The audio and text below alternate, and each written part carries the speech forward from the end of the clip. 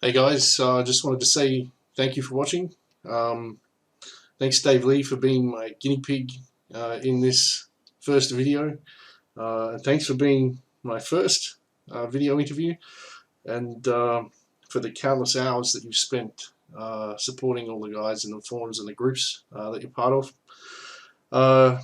Thanks for sharing some of the more personal details in your life and in your journey throughout this interview as well.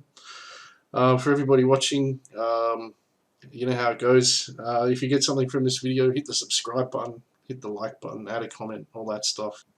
And I'm hoping to interview other people too. So if you know somebody who's had some awesome achievements, just let me know. And here's Dave. All right, well, we should get started. Thanks for taking the time to chat with me today, Dave. For anyone who doesn't know you, can you give us a bit of an idea of who you are and what you're working on at the moment? Sure. So my name is Dave Lee. I guess my title would be I'm a holistic health coach, and I primarily specialize in male hormonal issues and male mental health issues, particularly working in the field of testosterone replacement therapy has become my niche. Yeah, cool. And what are you working on at the moment? I'm working on, I've now, the other day I actually hit a milestone. I've now got 500 active clients, well, now like 502 or 3 or something like that, which was pretty huge for me. Yeah, that was a big milestone for me. So a lot of the work I do is supporting my tribe of I'll say men. There's probably about 5 chicks in there, so I'll just say my tribe of men. And then the other things I work on in the background is I've got a few other projects in the pipeline that I'm working on. But the main one that I'm working on at this stage is I am about halfway through writing my book, and that is due for release when I get it done. Probably first quarter next year is my plan to get that one out there. And beyond that, I'm going to be moving into doing courses on TRT and then hopefully more podcasts like this one to try to get the message a bit further. Wow, that's fantastic, man. That sounds like a lot of work. What drives you forward to do all this stuff? That's a good question, man. I've in my life, I've lived a lot of different lives. I'm 29, but I've done a lot of different things in a short space of time. And previously, I was doing music when I was younger, but this is the first thing that I have done in terms of something that actually makes you an income and puts a roof over your head, because music doesn't fucking do. That's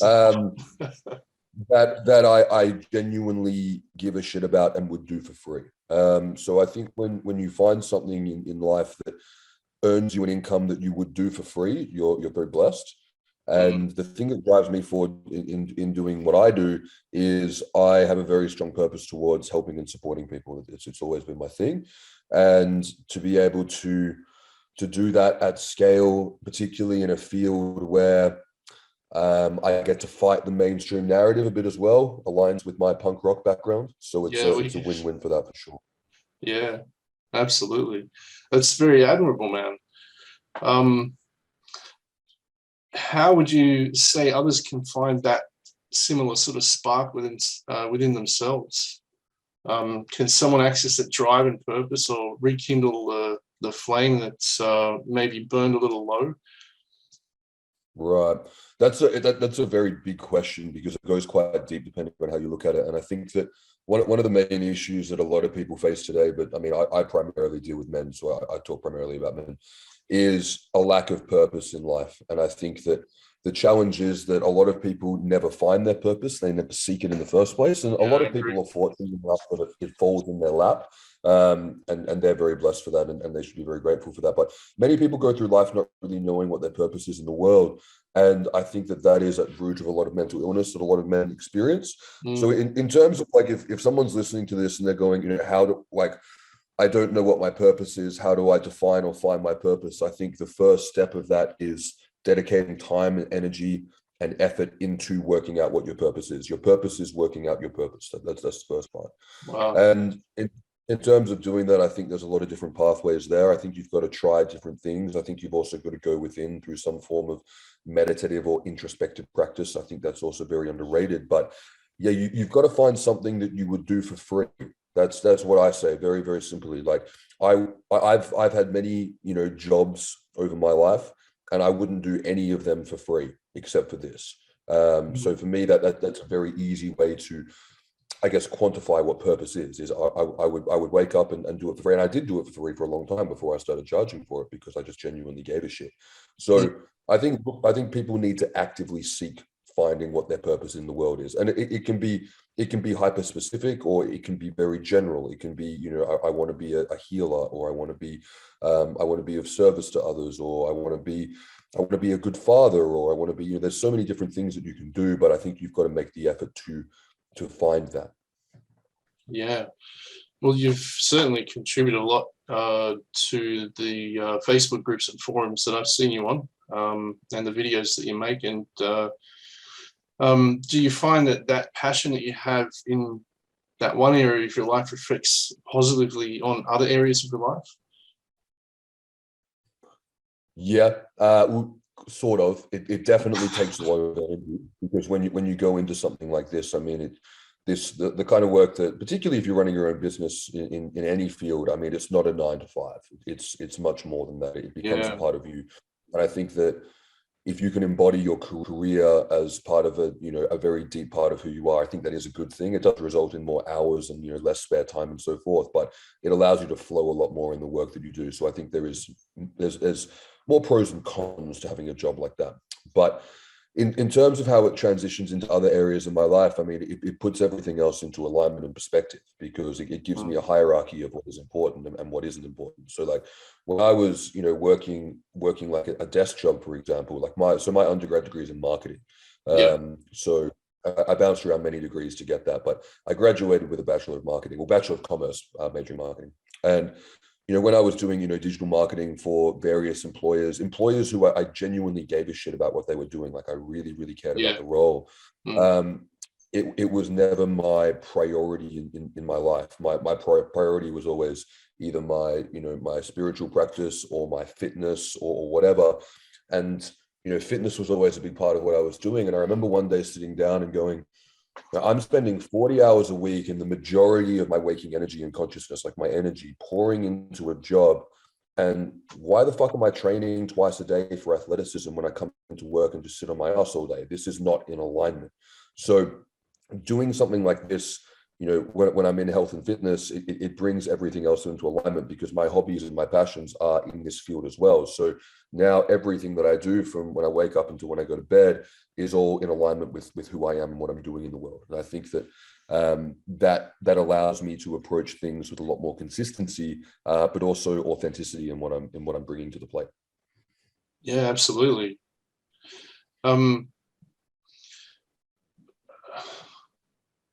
You said you were in a band, or you've been interested in music. How did you, or tell me a bit more about that, and how did you transition from music into to men's health and fitness and hormonal therapy and things like that? Sure. I'll give a condensed timeline, because it's a very long story. Sure. I've told it on Yeah. before, but I was into punk rock music from when I was very young. I remember when I was very young, maybe like 5 or 6. Do you remember a song that came out by a band called Tenacious D called Tribute? Absolutely. Yeah, so that was on the radio, and I was like, this is the sickest thing of all time. So my nana, who might actually listen to this, by the way, was over in Perth with me. We were down in a place called Margaret River, which is about 3.5 hours south of Perth.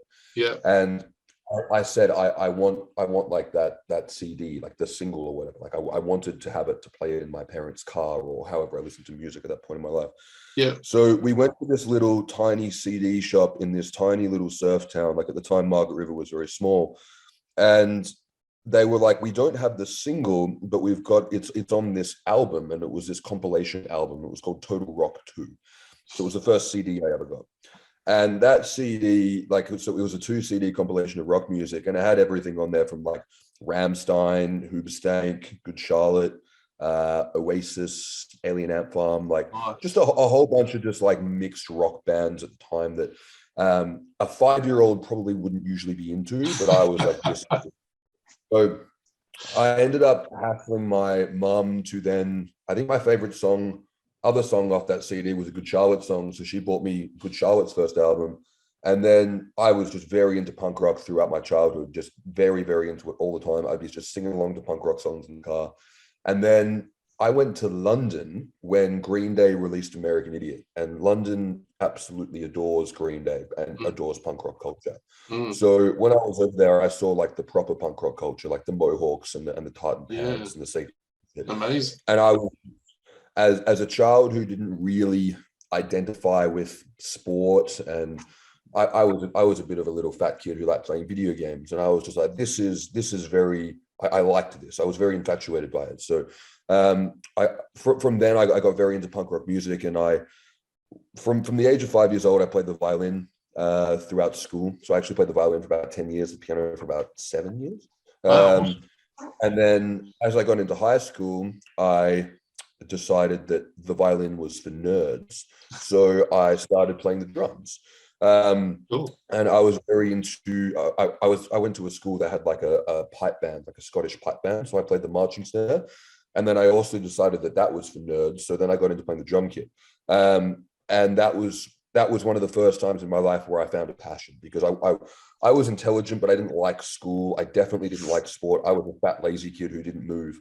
But when I got drums, I was good at the drums. I picked it up very, very quickly because I'd played music previously. And this gave me this, from that point, not consciously, but I didn't have a good time at school. So the way that I would escape, my form of escapism, and I guess my form of self-soothing or self-therapy, was I would listen to these songs and I'd like imagine myself like playing drums in this band on stage. And I do that every night before I went to bed as kind of an escape from the fact that I didn't like, what was going on at school and how I was, feeling and all this kind of stuff. And what I didn't realize was I was kind of manifesting and moving towards this. So I joined a band when I was in year 12. All those guys were a couple of years older than me. And that was really cool because I finally had a group of friends who were very much like me. It definitely brought out a very strong part of my personality. And from then on, I just went fucking ham on music. Like all I cared about was music. Like all I cared about was band practice. And I was also like a pretty good drummer as well. So like it was working for me well. We started playing local gigs. That was a dream come true for me, like being on stage, particularly like playing pubs when I was in high school. I was still 16. Like that was really cool. Yeah, that is cool. And then I always wanted to be a vocalist. I was always into, like screaming kind of bands, like post-hardcore bands. And that'll give you a voice for your rebellion as well. Exactly. Yeah, I'm very good at yelling at people. So I really wanted to be a vocalist, but I was a very good drummer. And my best friend at the time was also a drummer at the school I went to. And he called me one day, this was the year after we finished school, and he was like, our vocalist quit, we're flying to Sydney tomorrow to record our album, can you come and record the vocals? And I'd never done anything outside of my bedroom with vocals. And I was like, okay, like I don't have anything else on, I'm 17, like I'm not doing it. So I flew over to a studio in Gosford and I literally learned the songs as we recorded them. So I'd learned the line, then I tracked the vocals, and then did the whole CD like that. Came back a week later, played a televised show in the Fremantle prison, actually, for the launch of Channel Go, when they launched like the extra channel in Australia. Cool. And my first time on stage as a vocalist was on TV.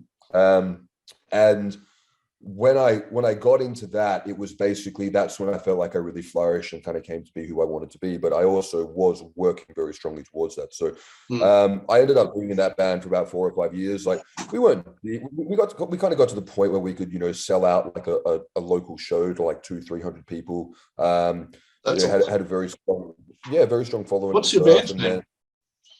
It was called Cupid Falls. It was like a post-hardcore poppy screamy thing. Which are there any videos out there we can check out? Yeah, if you search Cupid Falls live Jakarta, there's like a video from when I was like 19 that they televised, and then there was also a video from the last show we did in like 2014 or 2015, the festival as well. So they're all on YouTube. Awesome, I'll check it out. Yeah, you can have a look. But that was a lot of fun for me because I was basically living what I had dreamed and manifested and worked towards for my whole life up until that point. So when that eventually came to an end because I had a head injury, but also like it was kind of dwindling at that point. Like we'd been going for a while, it had lost momentum. We'd all gotten older. We'd finished university. We all had other priorities in life. Yeah. I ended up transitioning into digital marketing because I was managing the band, I was booking tours, and I also had a marketing degree. So I basically taught myself a lot of very useful marketing skills, particularly for social media marketing, which was an emerging market at that point. Yeah. So I got into that. I had a very short career in that. I had a head injury. And then when I had my head injury, I couldn't do any kind of marketing or computer work. And that put me onto a spiral of basically, I was told I wouldn't walk again. I was told I would never recover. So I skip over the part where I got very dark and very nihilistic, because when everyone tells you you're not going to walk again, you're like, fuck this. Yeah. But I eventually got to the point where I went through a few different kind of spiritual kind of transformations and challenges, I guess, and basically went all in on rehab. I went back to university, studied a diploma in science in neuropsychiatry to basically learn how to heal the brain, healed my own brain, and then decided that I was here and I got through what I went through when I was also put through what I went through, so I could help others through their challenge. So I wanted to be the person that I didn't have when I went through my shit. And my goal was, if I can save one person's life, I'm happy. So I went online, I put up my story and what worked for me in like a vestibular forum, because it was to do with vertigo and inner ear issues. Had a few people reach out, started working with people on that, started working with more people on the hormone work that I'd done and researched. And then that just basically took off organically into where I'm at now. Wow, that's an incredible story, Dave. In fact, you've skipped ahead a few questions and answered some of the others, but I'll ask you to expand on them a little as we get to them too, if you like. Well, let's go back to your drumming just quickly. You picked that up really quickly. You played the violin for a few years, well, for 10 years before that. What advice would you give to someone who wants to get started or to improve their skills in some way? I mean, learning an instrument is not an easy skill to learn. How does someone go about doing that? I think to a degree, when it comes to music, there is a little bit of like a genetic advantage for certain people. Like I come from a family of musicians, so I picked it up like I remember picking it up a bit quicker than the average. It just kind of flowed to me a little bit better. So I think it's kind of like athleticism as well. Like some people just have better genetics for athleticism, and some people have better genetics. So that definitely helped me. But when it comes to music, I think the first thing that's the most important thing is that you've really got to want to do it. Like, I hated practicing the violin because I didn't want to be a violinist. I didn't like any of the music I was playing. Same with the piano. I didn't like any of the I had like one violin teacher I had, but it was always a chore. But like my parents were pushing me towards continuing doing it because they knew that, it was an important, music's a very powerful way to help the brain grow and develop when the brain's developing. So it's I can totally respect that. I agree with that. Music does help your brain grow and explore that creativity with the rhythm and things. And I suppose all that rhythm training helped pick up the drums pretty quickly as well.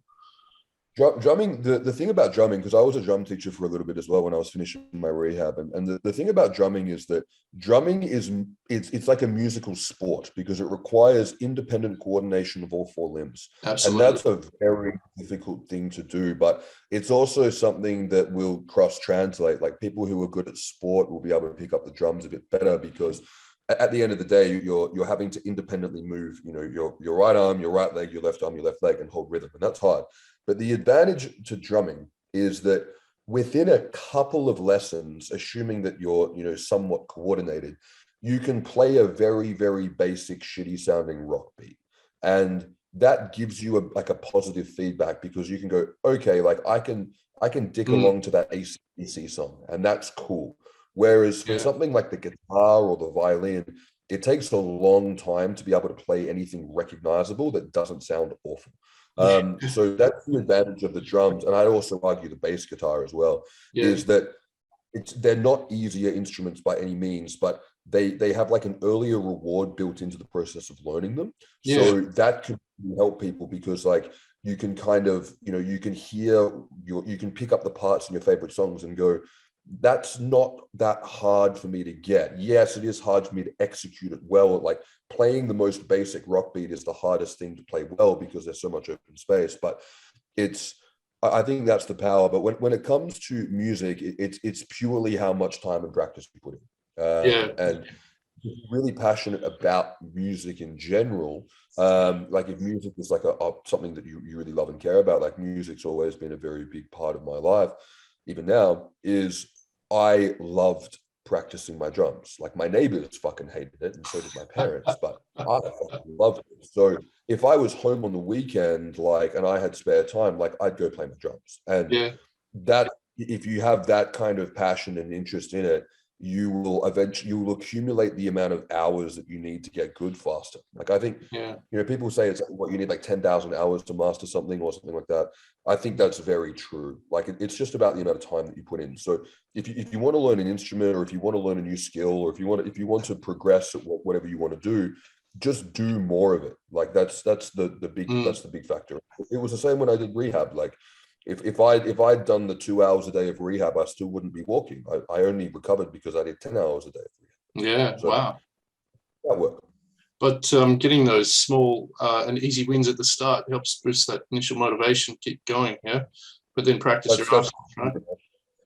Yeah, absolutely. Like if you can get a positive feedback, like that's the biggest challenge about the drums, particularly the violin, like particularly if you're a child, like it sounds awful for you.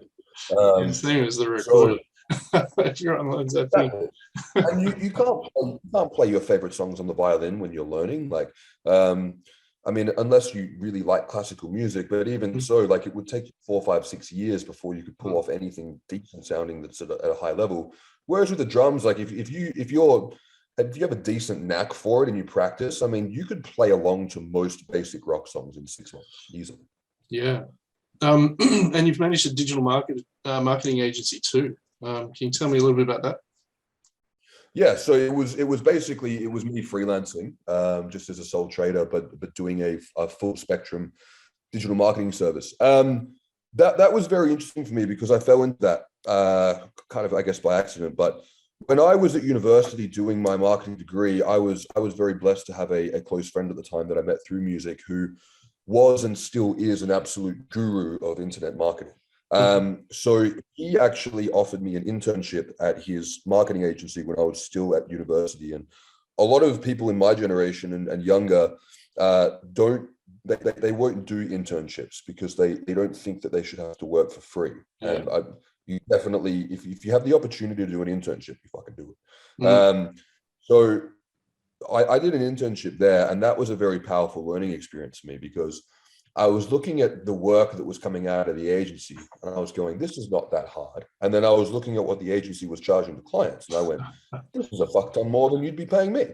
So I ended up basically completing my internship there. And then the other thing that I found, and I'm going to try to be respectful here, but the guy who was managing the agency, I was like, I could do a better job managing this agency and I don't know how to run a business. Like I was like, and the thing that had popped up for me a lot in working for different employers, like part-time jobs and stuff, like I have, like, the best job I ever had part-time was working for Virgin Mobile. I had an amazing team, an amazing boss there, but everywhere else I worked, the bosses or the managers were incompetent. And that was one of the problems of the business.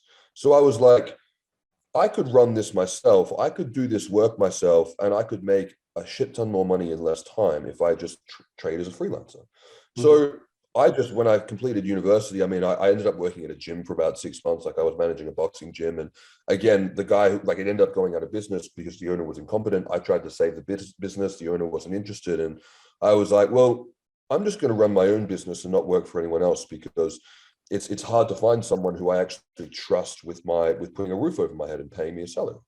So I just started freelancing from that. I got my first client, who's still a close friend of mine, from that gym. And then I was just doing basically the advantage that I got from doing my work in music was I had learnt what I guess we would call awareness marketing, which is that I wasn't selling products online. I was creating awareness to get, people to come down to watch my band play a show, but not only in Perth, but in Sydney, Melbourne, and so forth when we were traveling. So Yeah. this got me in the nightclub industry because the people who I was working with through music venues were like, we're opening a nightclub and we want you to help market because you know how to do this. And back then, like social media marketing was still emerging. Like this is like 2013, 2014 or so. And the platform was there, but people didn't really know how to use it very well. And I was very closely mentored. Like I was sharing an office with this guy who I used to intern with because he started his own business as well. And so I basically sponged off like the best of the best in terms of like how to do this. So I ended up launching the first nightclub that I worked with in Perth. It was huge. It was a big sellout event. That gave me a really nice portfolio piece. And then from there, it was a piece of cake to get clients in the hospitality industry. But for me, the challenge with digital marketing was, and I remember this clear as day, like I was making, very good money for someone in their early 20s who was basically running their own business. I was renting an awesome office with my best friend at the time. I was basically killing it, and I didn't get any kind of satisfaction or enjoyment out of it whatsoever. And I remember having a conversation with the guy who I was working with, and he was one of those guys who, he'd work 10 to 12 hours a day on his digital marketing brand, and he just lived and breathed it. Like it absolutely tickled his picture. And I remember saying to him, I'm like, how the fuck do you work like 12 hours a day, 7 days a week? Like, how do you do that? And he goes, I get as much enjoyment out of doing marketing as you get from playing music on stage with your band. And I went, that must be nice because that doesn't earn me shit and you're earning good money. But what it showed me was that I was not in the right path. So I stayed doing it because I was good at it. I was making good money for basically not doing a lot of work, like I said, in terms of hours, because I was pocketing, the 100% of the income. But I was basically doing that right up to the point when I woke up one morning with my brain injury and wasn't able to walk. And I mean, when it comes down to, depending on what people believe in, whether they believe in God or universe or coincidence or whatever, but I really feel like that was a message to tell me that I was on the wrong path. And that was basically my course being realigned. I didn't realize at the time it was very, very difficult to go through, but it was a brief stint in marketing. But what I didn't realize was now doing health coaching and doing the work that I'm doing now, I've basically emulated what is a very effective digital marketing strategy for a service business without trying, because it was authentic. So it definitely served me in a lot of ways. And it taught me a lot. It taught me the biggest thing I learned about running a business is I fucking hate running a business.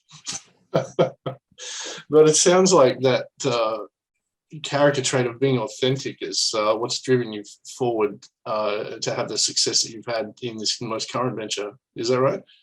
Yeah, and in marketing as well. Like I used to rock up with like a leather jacket and to client pitches, and like all these other agencies would rock up and they'd look like dorks and they'd be wearing cheap shitty suits and they'd be reading their dork script, and people would just see right through that shit. They'd just be like, this is shit. Whereas I'd rock up and I'd just put my feet on the chair and I'd just talk very authentically and openly, and I'd just be like, that's a shit idea. That's a shit idea. This is what you want to do. This is what I do. And I wouldn't come from a place of arrogance or superiority. I'd just be very honest. So I'd basically give them like a very free, honest appraisal of their strategy and where they were.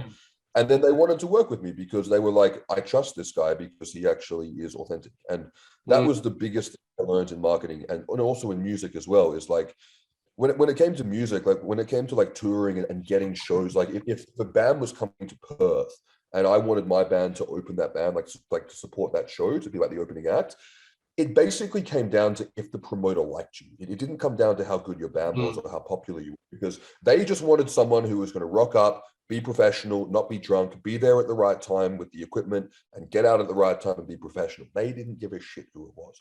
So it came down to being liked. And I realized that if you try, and I'd see other people like, basically brown nosing and just fucking sucking up and just being dorks about it. And people hated those people. What people liked were people who were just genuinely, authentically themselves and did a good job. And so that's what digital marketing really taught me. It was how do you promote your personal brand And for me, in the work that I do at the moment, I mean, I'm very honest and very candid in how I speak, but I also genuinely care about the people I work with. And I think that people get that when they work with me, is that sometimes I get frustrated at a few clients because I'm like, you left things to the last minute, and if I don't sort this out for you, you're going to be up shit creek, and I'm going to sort it out for you because I give a shit. So it's about being authentic, and then the other part is like, some people are just, you just got to be a likable person as well. And that comes down to a lot of different things as well. So being authentic and being likable gets you a long way. Yes, and staying on your purpose there and being honest about who you are, it's certainly seems to work for you. Now I know you like to keep in shape, and your beard looks magnificent, although it's a little bit shorter than last time I saw it. What's the secret to maintaining this healthy body and appearance? Yeah, so as per our recent conversation about other topics, my beard got circumcised yesterday. It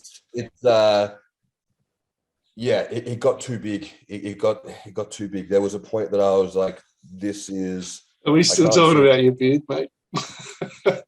No. Beard. Sorry. Beard. Right. I thought we were talking about penis enlargement. No. Yeah, bro. It got to the point. The beard got to the point that it was like, it's getting in the way of my vision. Like, I can't see stuff, and it's starting to piss. Like, it was just it was too big. So yeah, it's been reduced down now to a bit more of a tame size. But in terms of health and fitness, I mean, I think that there's a lot of different ways to skin a cat. Like, it can be done in so many different ways. And I think the biggest blunder that I see, and I'm very blessed now to be able to have so many case studies because I can see trends. The biggest blunder I see is people are training like bodybuilders, but they don't want to look like or be bodybuilders. They just don't know how else to train. So they're going in and they're doing, upper body, lower body splits or body part splits or whatever. But, they're doing hypertrophy bodybuilding training. And it's like, unless you want to be a bodybuilder, it's probably not the most effective way to spend 100% of your exercise time. So what I've done with exercise, I mean, I've been into exercise since I was about 18 years old. And it's the biggest factor for me is that you've got to find a modality of training that you enjoy. So if you enjoy bodybuilding, do that. If you enjoy martial arts, do that. But you've got to find something that you enjoy, and then you've got to diversify the way that you move, because, humans evolved as endurance hunter-gatherers. So basically we were like endurance power athletes. Like, we would do a lot of low-level physical activity, and then we would, either be hunting or fighting or doing something like that, like explosive bouts of movement. Yeah. So I think because a lot of us work very sedentary jobs and we spend a lot of time being still, we can also derive a lot of enjoyment and stimulation from sitting still. We've got Netflix, we've got video games, we've got Uber Eats, we've got social media. I mean, you can have a whole day of diverse stimulation input from sitting on your ass and doing nothing. So I think the onus on people with their exercises is to go, I want to dabble in multiple different things. And my main preferred form of exercise, purely off enjoyment, is powerlifting. I like being strong, and I like throwing heavy weight around. And I also like going, okay, like, why am I training? And for me, like, I've never been into the vanity bodybuilding side of things. I just enjoy the aesthetics that come with the, like, it's like it's one of the outcomes of what I'm trying to achieve in terms of athleticism. But I think it's important to be strong, to be combat ready, and to also be healthy and mobile and flexible. So I like doing martial arts. I'm definitely a student of martial arts. I'm definitely a student of, various forms of cardio training and yoga. I'm very big on those things.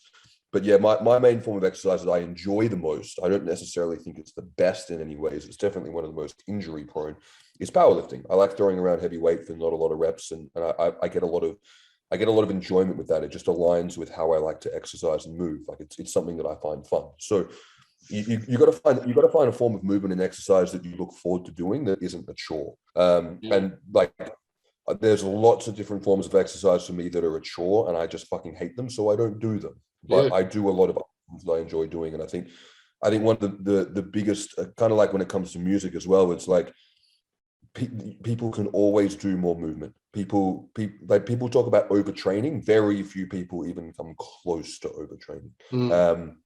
Movement is something that even people who consider themselves athletic, they're still underdoing it. They could still spend more time stretching. They could still spend more time walking. They could still spend more time doing cardio. So yeah, movement is very important, but you got to find something that you enjoy. Yeah, so something you enjoy. It's I'm sensing a bit of a theme here. The things that you enjoy, the things that you're good at on purpose. Because otherwise, if you're not going to enjoy it, then you won't do it. We've covered a lot of different things here, but what skills or behaviors or even character traits would you say that all of these different experiences have in common?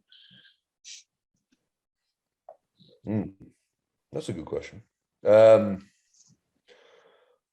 I always went against the grain when I was younger. I've always gone against the grain. I've always been a very counter mainstream narrative person. I've always been very into critical thinking. I've always been, I went to a very strict militant boys' school, which I just instantly didn't respect any of the rules because I was like, these rules serve no purpose. This is nonsense. So I was taught from a young age to I guess forge your own path and to find, follow the rules that are worth believing in, but don't do something just because someone tells you that that's what you have to do. And yeah, like I've always just gone against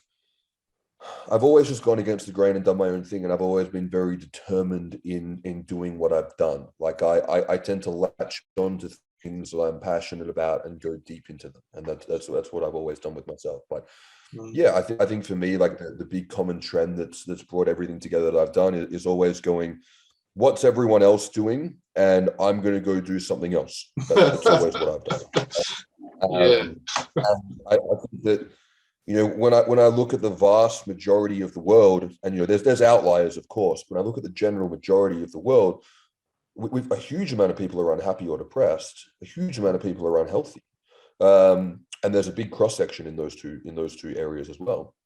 And I would just look at that and go, I want to try something different, and I want to do my own thing. So yeah, I've always kind of been like that. I mean, I don't know what predisposed me to that as a young age, but I think critical thinking is the thing that's brought everything together for me. And one of the best things that was in my education, that I think it's an absolute fucking shame they don't do it anymore. I actually believe that the year that I did this was the last year, but my first year of university, I was doing a mass communications degree at a university called Curtin in Perth.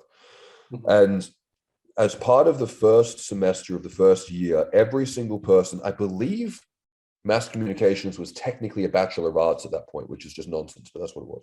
But I believe every single person in that whole discipline had to do this critical thinking unit. Yeah. And the unit, it was a fluff unit. It was basically like you got 50% of your marks for attendance, but there was no recorded lectures. This was back in the day.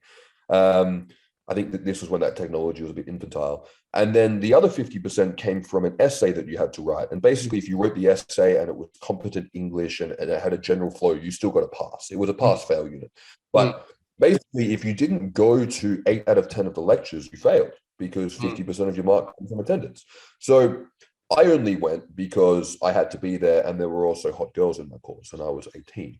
But what the cool thing about that was, I wasn't passionate about this at the time. It was something that I looked back in hindsight and went, that was a pivotal point in my education. Was they just brought in some random person who was an expert in a certain field. They weren't an academic. They were on the ground doing shit. And they presented an argument on a controversial topic from both sides and wanted you to come to your own opinion.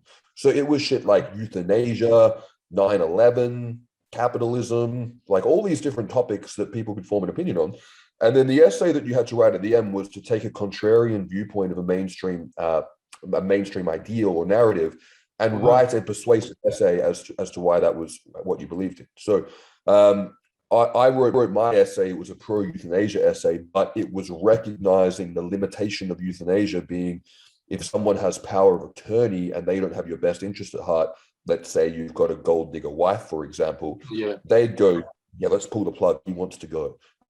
So that was the big, so when I looked at euthanasia, I was looking at this point, and I was like, I believe we should have a voluntary right to die. I think that that's very humane, but there is limitations in this. So it took, it encouraged you to go deeper thinking. Yeah. I think we can all argue for or against something, but we actually have to look at the nuances and how that would actually work, and then go, why isn't this a thing? And going into that. So that was very powerful for me in my formative years, because I mean, getting hit with that every week and just being encouraged, like being told to go, this is my view, or this is both sides. What do you think and why? Or convince me otherwise. So I think that was a very big pivotal part that kind of connected a lot of what I did when I was younger and a lot of what I did when I was older, which was, critical thinking. Yeah, great. That's fantastic. I read something, I think, in a book or a course many years ago about, it was called the Spartan Health Regime by Anthony Bova. And one of the quotes in there was 90% of mainstream thinking is wrong. I think that might echo one of your sentiments there as well. I mean, I'm probably greater than 90%. Absolutely. Yeah. I've got some more questions that dig deeper into some of the philosophical stuff. Have you ever experienced something that's just changed your perspectives in life so dramatically that you were never the same again, like a real eye-opener or a paradigm shift? Oh yeah, not being able to walk, that was huge. Like, yeah, to go from like having your life on like a very upward trajectory in your early to mid 20s, like ticking a lot of boxes in terms of like, I had a sick apartment, I had my own business, I had my own office, I had a great group of friends, I was in a band, like everything. And then to wake up one morning and just to not be able to function as a human being for seemingly no reason at the time, and then to be told that, that's your life now and everything's over. I mean, that was an absolute fucking spanner in the works for sure. And that was about a 2-year timeline that I condensed when I talk about this, but it's that nihilism is a very dark place to be. When you're told that there's no light at the end of the tunnel and there's just suffering and pain, it very much changes who you are. But the most powerful thing that I got out of that was I'd had my life taken away from me. So I was basically saying, if I got my life back, what would I do? And then I got my life back, or I earned my life back because I did the work to fix it. So then I got to be in a position being like, I was basically, what people would say, born again, I guess, because I'd had the perspective of being like, I'd had everything that I took for granted, it got taken away. And then I got the perspective now of being able to have those things back again. Yeah. So that was huge, because it changed a lot of my relationships with people. It changed a lot of it made me a lot more compassionate and a lot more empathetic. But it also made me a lot more conscious and deliberate of what I was doing with my time and what I was doing with my time on earth. Because originally I was going to be a cop, because the way that I was in this journey that I was on is that I said, if I get my life back, I don't want to spend the rest of my life sitting on my ass because I can't walk, and I want to be able to be as active as possible. Yeah, good. And I also wanted to help people. So for me, in my mind, well, originally I wanted to be in the military. So I wanted to go join the army. So I tried to join the army, and then I tried to join the police, and I couldn't do either because I'm severely colorblind, like severely. Oh, right. To the point that they will allow colorblind people into the WA police force, but not someone as colorblind as me. So that was, what I realized was like, I wanted to be able to be active and do stuff and to serve a community, to be a part of a community and to be helping people. Yep. And whereas previously what I've been doing is, I was doing digital marketing. I was a singer in a band. I was very like me. Oh, very hedonistic, I wasn't egotistical per se, but I was very much like, me is most important. Not to the point that I would I wasn't selfish in terms of like, I wouldn't put myself before others in the sense that it would cause them detriment, but I was always putting myself first because it was about me. And there were a few points in the journey that I did that involved very, very powerful psychedelic drugs. And the reason why I was using very, very powerful psychedelic drugs was because I thought that my vessel was broken. So, if your car was fucked and it was going to get run off, you'd take it for a joyride before it went to the fucking impound, right? So I was like, well, if this kills me, it'll be a sick way to go. And I'm probably going to off myself anyway because I can't walk. So might as well have a good time. So I went to Amsterdam. And because one thing I wanted to do before I, at this point, checked out, because I was just told I was never going to walk again. And my mental health was deteriorating very, very fast. I was very, very anxious. I was very, very stressed. So I went, well, I want to go see my father in Lithuania before I go. So obviously, as someone who is how do I put this? I like smoking weed. I went via Amsterdam, right? Because that's what you do. So I went to Amsterdam, and psilocybin is also legal in Amsterdam. Yes. And for those who aren't aware, psilocybin comes in mushrooms, but it also comes from truffles. And truffles are much better than mushrooms in a lot of ways. They're more digestible, so it's like a cleaner experience and they're stronger. But so I went to this store that sold truffles. And at this point, I would have been like, so I'm like 6'1", I'm like 110 kilos now. I was the same height, but I was about 55 kilograms, didn't have a beard, was still bald. I looked like shit. Oh, yeah. And I went to this guy and I said, I want the strongest truffles you have. And he just laughed at me. And I said, I'm like, sell them to me. Like, they're there. Like, do your job. Like, sell me these things. And he just went, and he said, why? And I said, why do you think? I'm like, I want to trip on these psychedelics. And he said, but why? And I said, bro, it's a long story. And I think he took a look at me and he kind of realized like that something hit him, that it was just like, I'm doing this for a reason. And he goes, I'm not going to sell them to you. And I went, okay, I'll go somewhere else. So at this point I was like, fuck you. Like, and at this point as well, I was still very dizzy. Like I was still very much struggling on my feet. So I was like, I don't have time for this, wasting my time. Get out of my fucking space. And then as I'm leaving, he goes, I'm not going to sell them to you, but you should call this guy. And I said, who's this guy? And he goes, this guy will serve them to you, but he'll supervise your experience. And I said, cool, I want to do that because I'd used psychedelics before. And like, if you're going to do psychedelics, particularly in a high dose, you need someone there with you. You don't do it on your own. Unless you're at my point where you're like, fuck this. So I called this guy, and then this looking back on this is blatantly irresponsible, but this is just what I did. It all worked out very, very well. So I called this guy and he's like, come to my house. And I'm like, okay. So I went to this guy's house. And then I go out the back of his house and it's like, it looked like a granny flat. And I go inside and it was kind of like, it was decked out like a sweat lodge. So kind of like a big sauna, but it wasn't like an active working sauna, but it had that like timber interior. Yeah. And it was like it was out of a fucking movie, man. It was like this guy sitting there cross-legged, all like, shamanic vibes, all ready to go. And he had this big bowl of mushrooms. And when I say big bowl, I mean a salad bowl. And for those who've never done, mushrooms before, like a standard trip dose, depending on your weight, is about 2 to 3 grams. And what's considered a heroic dose is about 5 grams. And I ate an ounce of mushrooms, which is, close to 30 grams of mushrooms. Yeah. Which some people would consider the true heroic dose. No one should ever do this. And basically he just said, eat. And I said, how much do I eat? And he said, eat until you've had enough. And I said, okay. So I was just like, cool, like, fuck yeah. Within about 6 minutes, I was like, I've made a horrible mistake. This was stupid. And that's one of the worst things that you can have at the start of a psychedelic journey, because if you're feeling that, you're only going up. If you're feeling shitty at the bottom of the roller coaster, you have made a mistake, my friend. So I'm sitting there and I'm just like, fuck, okay. I'm like, cool. I'm like, this is the end. I'm like, this is how I'm like, I asked for this. This is what I wanted. Sweet. We'll see you all later. So submission. Backtrack a little bit. On the way to Amsterdam on the plane, I was watching one of those like Dwayne Johnson, The Rock movies where like the world goes to shit and then he's huge and then he saves everyone because he's so jacked and handsome. Like I think it was like Skyscraper or like, no, it was San Andreas. It was San Andreas. Oh yeah. Which is a great movie.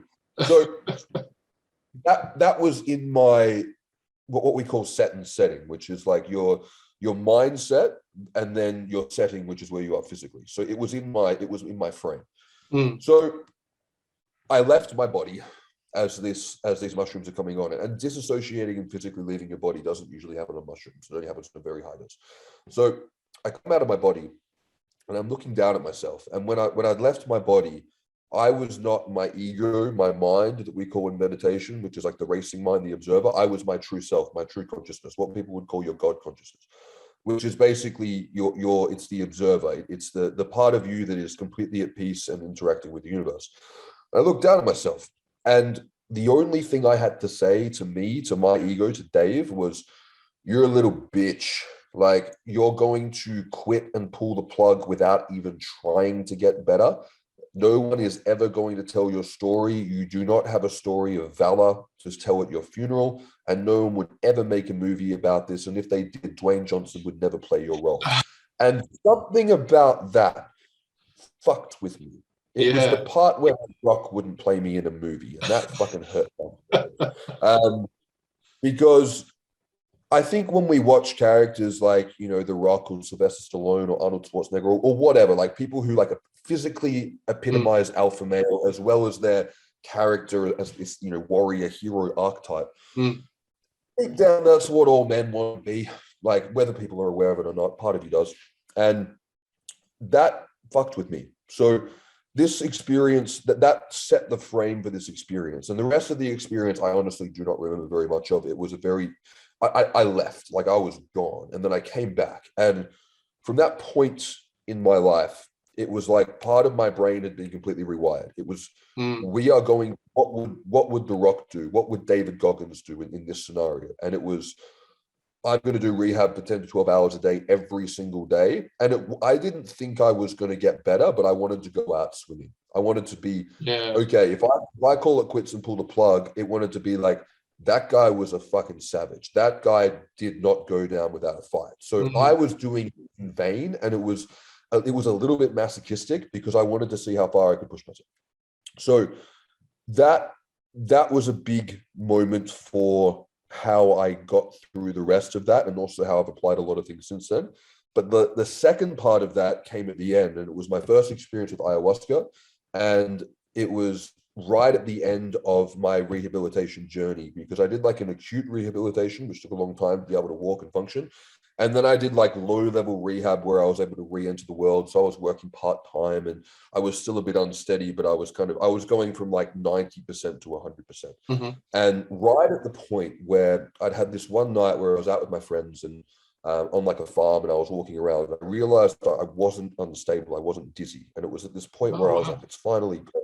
It's like if you're hungover, and then at one point in the afternoon, you realize you're not hungover anymore. It was like that. It was like, it's actually gone because I'm not aware of it. Like, I wasn't having to steady myself when I forget about it.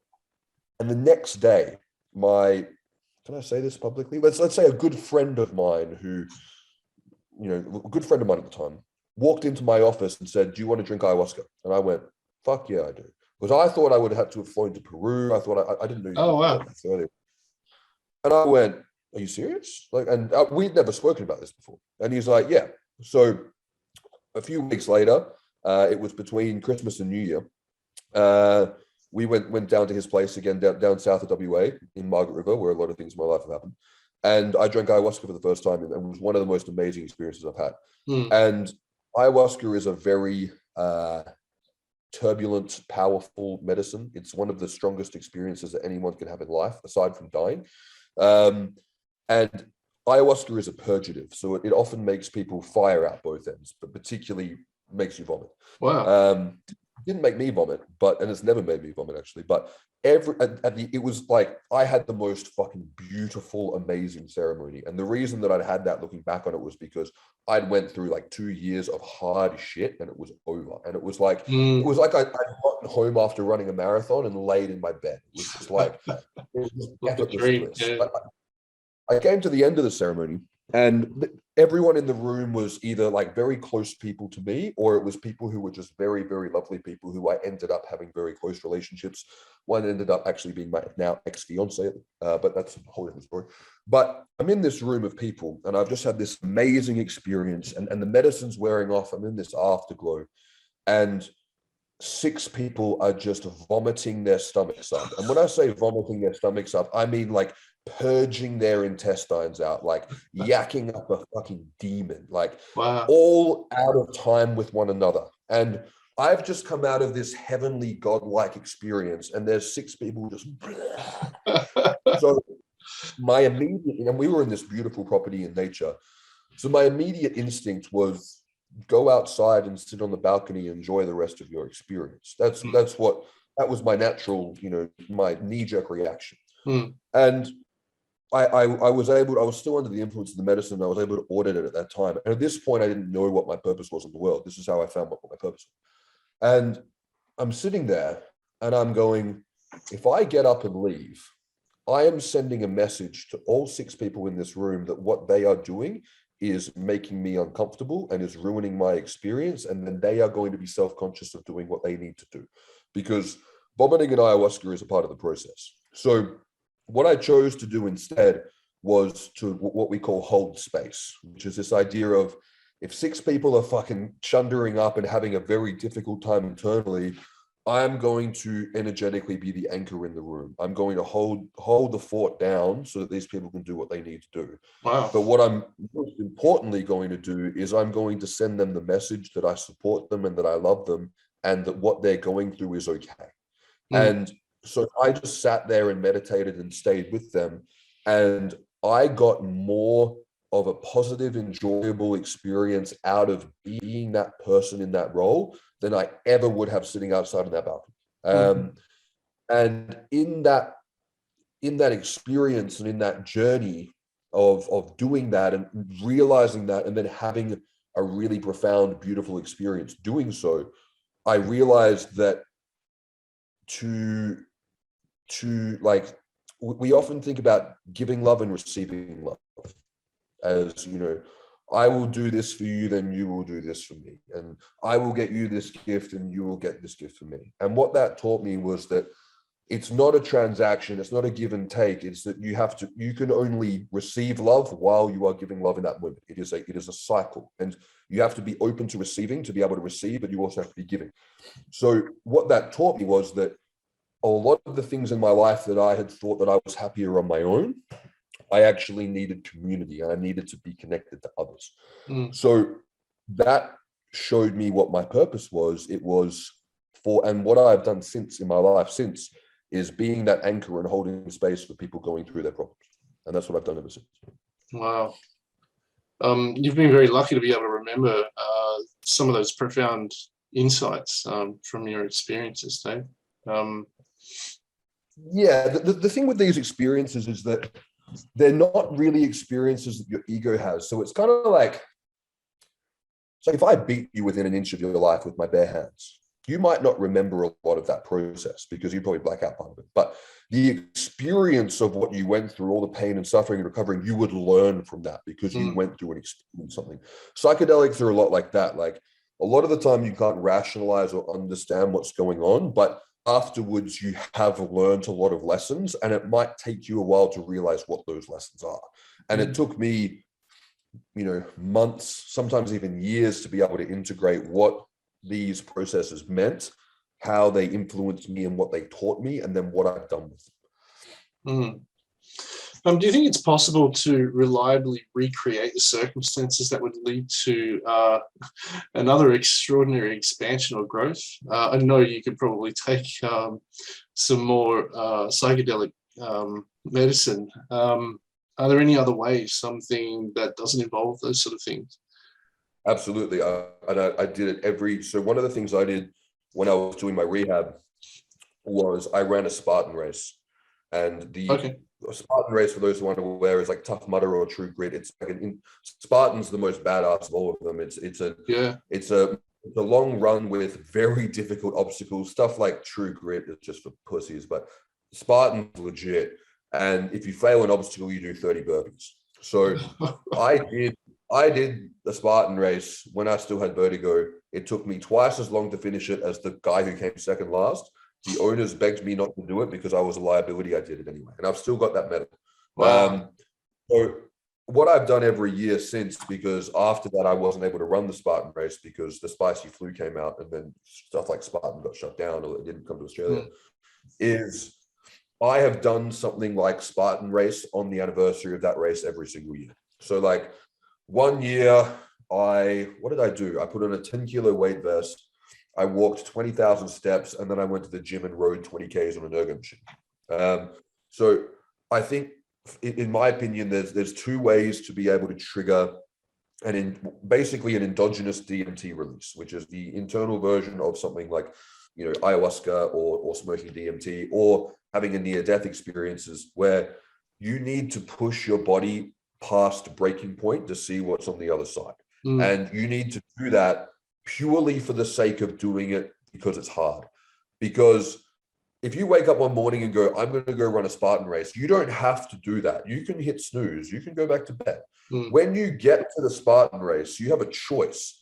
You can go, okay, I'm going to get a newbie pass, which is a bracelet, which means that if you fail an obstacle, you don't have to do the 30 burpees. You can complete the course, but you don't get a medal at the end. I like that. So what I think is to recreate experiences like this is you have to push your body to a point that you never thought that it could get to. And David Goggins is a great example of this. He's one of the people who inspired me to do this, and I do it regularly. Is to find out what's on the other side, and to find out where your breaking point is, to find out how far can you walk before you physically cannot stand, how hard can you push before you vomit, and then what's on the other side of that. And I think that pushing your body to that point, I mean, you obviously want to do it safely and not injure yourself. You have to prepare for this kind of shit. But I think that's important because, that's something that we don't really do. And the reward on the other side of that, the satisfaction and the rebound, rest and relaxation and recovery is absolutely unreal. And then the other way that I believe you can do it is through different forms of meditation and breath work. But that's something that, meditation is a skill that you have to develop. It takes time to be able to go very deep with that. But they're like the yin and yang of how you're able to have, I guess, what people would call a spiritual experience. I would call it a conscious experience or a connection with God, where you basically go deep and you find out who you are. And you find out an enormous amount about yourself when you do these things. So would you say that if life doesn't throw you a curveball now and then, you should probably throw one yourself to challenge yourself?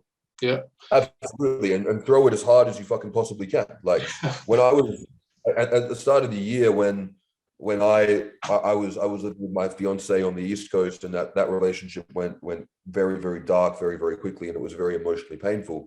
I had a choice where I could either pack a bag and leave, and I chose to stay in a fucking 2-star motel in the middle of that town with no one, and get a stick and poke tattoo sleeve for a month and put myself through 8 hours a day of pain, 2 to 3 days a week for a month of stick and poke tattooing, to sit with the pain, to go, okay, this was a shit experience, but this was a teacher. And if I don't put myself through enough pain, I'm going to make this mistake again and I'm not going to learn. So yeah, there's opportunities where you can, if life does not throw you enough curveballs, eventually it will. And if you're not used to hitting curveballs, that thing will knock you the fuck down. And I can honestly say that when I had that experience with a brain injury and I couldn't walk, I was a little bitch before that. I had not really done anything very hard in my life at that point. I'd done a couple of challenging things, but I was very bubble wrapped. I was very much a snowflake. I was very privileged. I hadn't really challenged myself a lot. And I think that if you don't continue to sharpen the sword, you're eventually going to get to the point where you need to use it and it's not going to be sharp. So I would absolutely say that people should definitely throw themselves some curveballs and throw them as hard as you possibly can. Like, if you're, if someone's like, into bodybuilding workouts, you're into fitness and so forth, like one day just jump on the fucking ergo machine and row 20 Ks. Like you'll have to stop a bunch of times. It will be shit, but you can do it. And just do it for the sake of doing it and see if you can. You don't do it all the time because you'll hurt yourself. But yeah, I think that's definitely a huge recommendation I have for people is go and do something hard just for the sake of doing it. I know you made a post about that recently. I'm just going to jump backwards to another question that I missed earlier, but it seems pretty relevant at the moment. You do a lot of research and reading through scientific studies and medical papers and that sort of thing. This is not easy stuff for most people to read. In terms of pushing yourself and testing, what you can achieve, how do you approach this sort of thing mentally, the cognitive stuff? Mm. I am the worst person to ask about that. A couple of people have asked me about this. I don't take notes. I'm not that kind of person. I don't have like a spreadsheet of all the different resources and all the different things. It's all in here. And the way that I learn, and it was the same in school. Like I did very well at school, but I never studied the way that most people studied. I understood things. And I think a lot of the time when people, a lot of people in this field, like, and I can see it when I do, breakdown videos, reacting to people's stuff. Like I can see people, I'm like, you don't actually understand what you're talking about. You're just going, this means this, or this means this. You don't understand the whole picture. So for me, like I'm very big on, if I want to learn something, I need to understand it. And a lot of the time, and one of the reasons why I do this work and why I love doing this work is that I understand everything I've talked about because I've tried and experimented with all the different compounds that I talk about. So I need to look at something and understand. The first thing I did was I understood how the human body worked from a functional standpoint. So series of interconnected systems. And that was taught to me through the Czech Academy by Paul Czech, who's an amazing teacher and healer. And then I learned about how the brain works from a neurotransmitter perspective through particularly understanding pharmaceutical drugs via neuropsychiatry. And then one of the most important things I did in terms of understanding literature is I actually did like tertiary courses at university on how to read and interpret scientific studies, because anyone can read a study, but a lot of the time, and this is something that I often challenge people on, is they'll say, oh, well, this study says this. I'm like, have you read the study? And they'll go, yeah. And I'm like, do you agree with what the authors came to as a conclusion? And they go, what do you mean? And I go, it's all open to interpretation. I'm like, I don't agree with that conclusion. I'm like, I think that's wrong. I think they've misunderstood the data. And a lot of people don't realize that that's actually, when you're looking at a study, there's values and methods and conclusions, but the conclusion is just their opinion based on the data. And that's not scientific fact. That's just what they've come to. So learning it's the same with training in the gym. It's like if you want to have a big deadlift, you need to learn how to deadlift. That's the first part. You can train deadlifting all you like, but you need to learn the basic mechanics of it. So learning the foundations of all these different things and then basically understanding how they work allows me to remember things. So pretty much everything that I work off is based off recall. And I learn the things that are relevant to what I'm trying to achieve. So there's a whole bunch of stuff that a whole lot of people know about that I don't know shit about because I don't care about it and I don't think it's important for what I'm trying to do. If I had different goals in terms of working with people and what I was trying to achieve with them, absolutely. But I'd rather just outsource to them and have their expertise because that's what they're passionate about. For me, I'm very big on it. If you want to be able to utilize and remember information, you need to understand how it works. It's like if you're a mechanic and it's like, okay, well, I don't know shit about cars, but I always use cars for my analogies. But if you're like, okay, well, if this noise or this racket means that you've got to replace this, that's all well and good, but you'll be able to troubleshoot and problem solve if you actually understand how the engine works from like an engineering perspective. The full system, bigger picture. So I'm very big on intrinsic understanding. I think that's the most important thing when it comes to that's fantastic. I couldn't agree more. Yeah. I'm going to jump back down a bit more of this philosophical stuff. Just in terms of cognition, have you ever experienced a deja vu? Do you think they have any value to add to learning or growth or cognition? I don't know. A lot of these things I just say I don't know because no one knows, right? That's the fun. A lot of people have different theories on deja vu. And I've experienced very profound senses of deja vu. Everyone has different theories on this. It can come down to people having experiences with other people's consciousness through the idea of interconnected consciousness. Some people believe that it comes down to experience from past lives that are resurfacing in new lives, and then deja vu is a teacher. Some people believe that deja vu is a glitch in the matrix. That there's all different theories that people can look at for this, and I've definitely experienced it very, very strongly. And I don't know. I'm very comfortable saying I have no fucking idea what deja vu is, but it's a very experience. Absolutely. Yeah. And what about dreams? I like dreams. I believe that dreaming. So I base a lot of this on who's that sleep guy? Matthew Walker talks about this, and I don't think this may be the conclusion that he came to. I didn't get this off him, but the foundational knowledge that I looked at this and approach is that dreaming requires more calories than not dreaming. So if we're looking at caloric energy and we're looking at human beings surviving in a context of an energy scarcity, right? Like hunter-gatherers, to evolve with dreaming, it has to serve a purpose. Otherwise, it would be a waste of energy. So there has to be a purpose. And that's what he taught me, and I think that's very profound because I like that, because that's a fact. So I'm not sure if this is what he believes, but what I believe is that, and I may be just paraphrasing him, and we may have come to the same conclusion, I don't know, but I believe that your dreams, because they happen when you go through what's called rapid eye movement sleep. And rapid eye movement sleep is where you basically form memories. So it's where you move things from working memory into long-term memory. It's why, for example, if you smoke a bunch of bongs before you go to sleep, you wake up and you don't remember shit, because you reduce REM sleep and you increase deep sleep, which impacts your ability to store things in long-term memory. So when you look at dreams tend to be a hybrid mashup of stuff that's happened that day with characters or themes that have showed up in your day with things from your past. And it's often like a nonsensical hybrid mashup of the two. Yeah.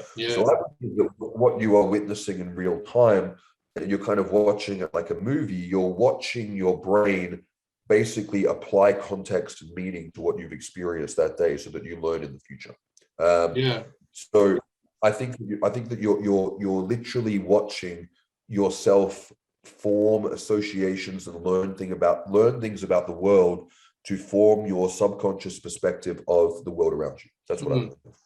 Dave, I have this little pet theory about deja vus, and it sort of coincides very much so with that explanation of dreams.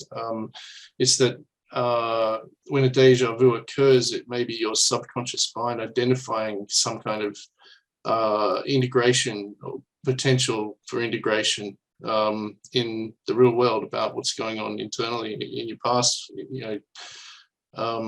and it could be an opportunity to put a piece in that puzzle. What do you think of that? I would say that if I had to say what I think deja vu is, I'd say that it would be definitely along those lines. I think that it's like you're experiencing something with themes that are so close to what you've experienced before that your brain thinks that you've done it before, because the brain, and this is the most interesting, one of the most interesting philosophical concepts that I've had someone discuss with me. I didn't come up with this. Is that there's not really any definitive science that concludes that your consciousness resides in your brain. There's not. So if you go, okay, well, consciousness will then potentially exist in every cell in the body, and the brain is an organ just like your liver or your stomach that serves a function. It's going, okay, well, just like when you get a stomach ache, you're observing, being like, oh, I shouldn't eat that. Maybe stuff like deja vu or stuff like brain fog or all these other, cognitive processes that we experience are us observing our brain, not malfunctioning, but we're observing our brain doing what it does and the processes that it does. Yeah, that's very insightful. I'm gonna have to think hard on some of these things when we finish that chat, Dave. It's pretty cool. So where does meditation fit into all of this? How do you use meditation to improve parts of your life? Cool. So meditation for me, and this is where I've gone back and forth on my views of God, creator, universe, so forth. But when I look at how meditation has come around in my life, it's been a constant theme, and it's something that I got into meditation when I was in high school because I got very stressed out by my TE exams, which is at the end of year 12 TE. We call them TE. And I got very stressed by them. And looking back, it was just because I hadn't really done anything hard before. But I also had a very high expectation for my parents to perform well. and I did perform well. I did very well, but I found it very stressful. So I remember trying to meditate then, and it just didn't do shit for me. But starting that process then definitely drew me to it in later life. And it was my first experience, not my first experience, maybe my second or third experience with cannabis, where it put me into a meditative state by default. And I found that state to be very profound, that it caused me, I think I remember I downloaded the Headspace app like when it came out, like, on like an iPhone 4 or something like that. And it was never really a practice that I stuck with. But this is actually a funny one. So I was in Thailand, and I was staying. This is when I was doing the digital marketing agency thing, like right when it started. Yeah. And I was staying at a place called Aeon Beach, which is this beautiful secluded beach in the southern peninsula of Phuket. And they used to shoot like old James Bond movies there. It was very picturesque. All right. Yeah. And I've been meditating for a long time, but I hadn't been meditating. I'd just been sitting down and trying to stop my mind. But I hadn't been doing it consistently. And one day I decided that I was just going to sit there and I was going to nail the meditation. And I knew that I nailed the meditation because my mind completely stopped. And I went so deep into my body in stillness that I got an erection while I was meditating. And I was like, what the fuck is going on here? But what it was that I had relaxed my body so much and reached a feeling of such pleasure and stillness that it caused physical arousal. And I was like, that was quite a profound feedback from my body. And I've never had an erection meditating since. But I was like, okay, I remember that very clearly. So from then, like I'd gotten a bit more into meditation as different ideas, but I kind of just dabbled with it. It was never a priority for me and Paul Chek talks about this a lot, is it was never a priority for me because it never needed to be. And what he says is that eventually your physical or your mental health at some point will be your most important concern. When shit goes wrong, that's when it happens. So when I had my head injury right at the start, when I was so dizzy and I couldn't move, like I couldn't even watch a movie. If I moved my eyes to follow the characters on the screen, it would trigger vertigo. So all I could really do to not stress myself out and freak myself out was basically sit and meditate. So I was like, well, I'm going to get really fucking good at this because I can't do anything else. So that's when I really deepened my meditation practice, because it was out of necessity. And when I first finished my rehab, I was working for a not-for-profit organization, and I was just doing like, really shitty social media managing, very, very basic, like stuff that, a high school kid could do in their sleep. And I was getting paid like, 40 grand a year equivalent, 3 days a week. And I went to the CEO and I said, I'm able to take on another day of work. Can I have another day? And she goes, your role doesn't have another day. And I said, well, can I do something else? Can I go do something physical? Can I go help, people, like we're helping like old people move out of homes and stuff. And she goes, you could go work at the Work for the Doll workshop. And I said, cool, I'll go do that. So I rocked up there the next day, very low socioeconomic area. And I was working with basically a bunch of people who'd been on the dole long term, who basically had to come and do work to keep their settling payment. So yeah, I was there for about a month, and I was just like, this is the biggest piss take. Everyone here is just sitting on their phones. I'm just babysitting adults. This is infuriating. So I decided that I went to the CEO and I said, can I put them through boot camp every day? And she goes, why? And I said, well, if I make the day so shit, then they'll be more motivated to get a job. And she goes, yeah, okay. So I just fucked them up with a boot camp, and it was hilarious. But I only did it once, because I didn't need to do it more than once, because I instilled fear.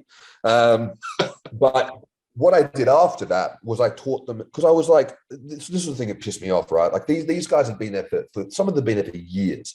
And I'm like, has anyone taught you how to write a proper resume? And they go, no. And I go, has anyone taught you how to do a proper job interview? They go, no. I'm like, no wonder none of you have fucking jobs. So I started teaching them how to write like resumes. I was like doing like pseudo job interviews. I was teaching them how to search for jobs on Seek. So I was in there like in the office one day with this girl, and she really just didn't get how to use Seek. And I was really trying to break it down for her. And I was like, okay, this is what I would search if it was me. So I went on and I put in, digital marketing background, Bachelor of Commerce, blah, blah, blah, blah. put search, and shit you not, it was like 2 minutes ago, this job was published, and it was communications manager for a meditation organization in Perth. Oh, And wow.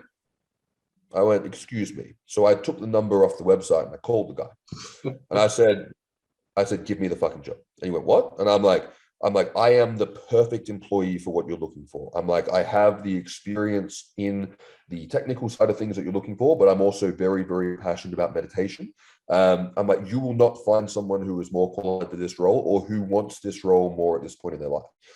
And he was very intrigued by this. So anyway, and this is funny how the universe works. So I went to this job interview, and he basically went, I walked in, it was like a younger guy who was the manager. And he looks at me and he goes, how do you know Sean? I went, what? I was like, who's Sean? And he said the guy's last name. I won't say the last name, but I went, our bands used to play shows together. And he goes, that's the director's son. And I went, oh. And he goes, I'm not going to call your references. I'm going to call Sean and see what he says about you. I said, go for it. So that's how I got the job. Wow. So it was something that when that showed up for me, I was like, okay, there's, we can create false meaning out of a whole bunch of nonsense, right? But there was something to that I was like, there's something profound to this. I need to go deeper into this meditation. So at that point, I was training people on meditation all the time. I was helping run workshops to teach teachers and parents on how meditation can be taught to children, which I was very, very passionate about, and I still am to this day. But it also gave me the opportunity where I was able to start leading a guided meditation, for people to come. So I was able to deepen my meditation practice further. And what meditation does is meditation is the mental skill of attention. It's mindfulness is what you get out of that. So it's kind of like, if you want to get strong, you deadlift. And then when you've been deadlifting a whole bunch, then you can like carry heavy shit. You can carry all your groceries in one way. Yeah. So meditation is like going to the brain gym, and then mindfulness is the skill that you get from that. And you want to get yourself to the point where, kind of like if you're deadlifting all the time, that you're strong in day-to-day life, that you are mindful in your day-to-day process. And all meditation is choosing what to focus your attention on, but it's also choosing not to associate and react to certain thoughts or feelings or emotions. So the way that I put meditation very simply is the idea of, if you don't rule your mind, it will rule you. And most people are very, very ruled by their mind. They're slaves to their emotions. They're reactive thinkers. They're not able to consciously practice gratitude. They're not able to consciously take a step back from what they're doing and choose to focus on what they want to focus on. And people are often caught up in their minds their whole lives, that they never connected with themselves. And I think that if you can develop the skill of mindfulness through the practice of meditation, you can live a much better quality of life. But in particular, you can have much deeper relationships with both yourself and the people that you're closest to. One of the most powerful things that meditation and mindfulness has done for me is it's strengthened my romantic relationships hugely. And it's also made me I think empathy is a byproduct of mindfulness, because we can sympathize all we want, but empathy is the most important thing. And if you're with a partner, and she's doing a certain thing and she pissed you off and you pissed her off, and blah blah blah, the shit that happens all the time. What mindfulness and meditation is really going to allow you to do is not just go, how would that person feel if I was them? It's going, how does that person feel and what are they going through? And when you can really stop and get out of your own head and get into their head, you can choose how to respond, not only in a way that is going to deepen your relationship further, but it's also going to be able to get you what you're wanting and what you need from that relationship. So I think that what I've said to a lot of people is that there are very few, like in terms of return on investment, there are very few things that yield a better result than mindfulness and meditation. Like there's not many things that you could do that are more productive with 10 minutes of your time than sitting down to meditate. And meditation is something that if you can't meditate and you suck at meditating, it means you need to meditate. It's like if you've got a sore back, it means that you need to get stronger. Like that's a very strong signal. And meditation is one of those things where, like, If you can't do it and it sucks and it's uncomfortable, it's like yoga. It means you really need to fucking do it. And it's something that, you know, the science shows that 8 to 12 weeks will completely change the brain. And it's something that once you get good at it, it becomes addictive, and it's something that it becomes a very pleasurable experience. Wow. Dave, I'm going to throw a question in here. It's a bit of a curveball, but you reminded me of a conversation that you mentioned something in Facebook not long ago about you were running a guided meditation and something embarrassing happened for you. Would you care to share that experience? I can't remember what it was. Go for it. There was an accident.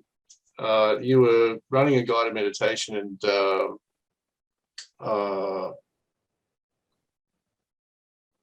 let's say there was a number 2 involved. Oh, so did someone shit themselves? Did I shit myself? Yeah, is that not the experience? Oh, that would have been with ayahuasca. Yeah. So, it was. Right. Yeah, that was with ayahuasca. So, yeah, I've been in. So the thing with ayahuasca, right, is that, yeah, if you shit yourself during a normal meditation, you've probably got a stomach bug. Like, that's probably something you need to get to the hospital for. Yeah, with ayahuasca, like the thing with ayahuasca is because of how the pharmacology of ayahuasca interacts with the gut is like, basically, this is the warning I give to people before they drink ayahuasca, is like, if you feel like you need to fart, or like if you go, oh, there's a shit brewing, you've got like maybe 1 to 2 minutes before it's coming out.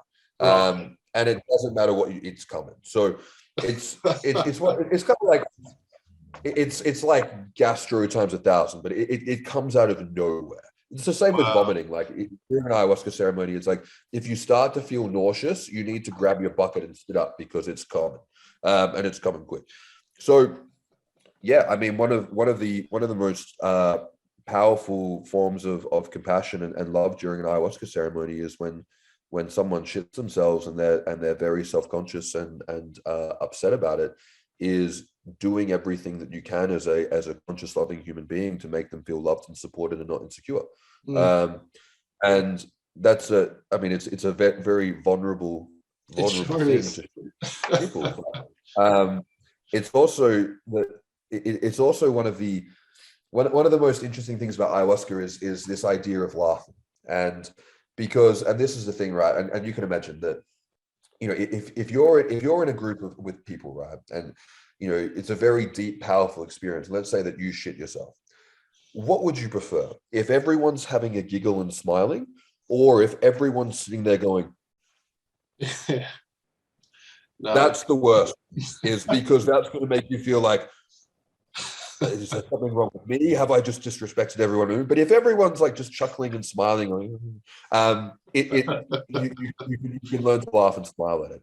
And that's that's what I say to people. It's like, if you're looking for a shaman, or if you're looking for someone to do like a guided experience with you, you want to find the guy who's laughing and giggling all the time. You don't want to find the super serious person, because they're not comfortable. True. But the amazing thing about ayahuasca versus other psychedelics is, like, you know, if we were all eating mushrooms or LSD and someone shat themselves, it would completely change the trajectory of the journey. Like, once something like that happens, like, you would be so self-conscious, and you would be so like, it would take you so much out of where you're at, that the whole experience would become derailed. Like, it would completely change. Whereas with ayahuasca, it's like, you can go and shit yourself and then wash the shit off your body and have a shower and go and sit back down, and you're right back in it again. Wow. It's because it's such a pure DMT based experience. It's that's one of the most amazing things about it, is like, you know, like when I've been in ceremonies, like helping people, like I can be in a very, you know, deep journey. Someone can absolutely vomit their guts up. You know, I take their bucket, give them a new bucket, go and wash all the stinky black puke out of the bucket, put it down the sink, come back, and then I'm right back to my journey, my experience. Other psychedelics don't work like that. It would be. I didn't know that. Yeah.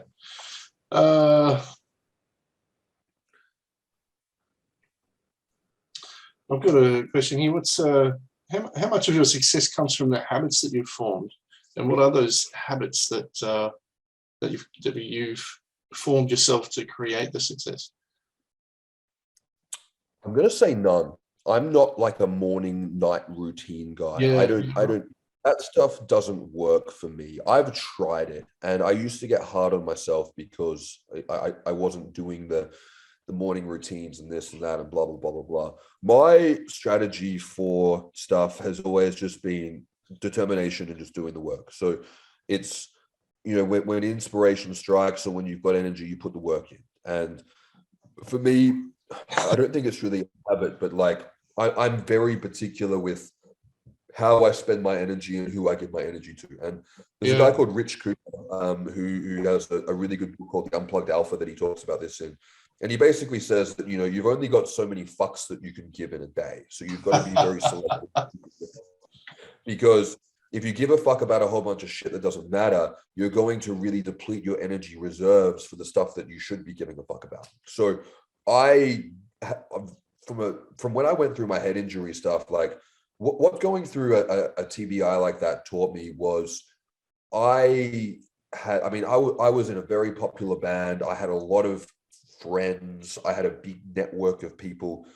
No one, when I dropped off the face of the earth, I had maybe 2 people who called in and checked in on me. And I lost a huge amount of friends going through that process because they weren't interested in just hanging out with me when I was down, or just coming over for and just having a chat instead of going out, you know, getting pissed at a pub.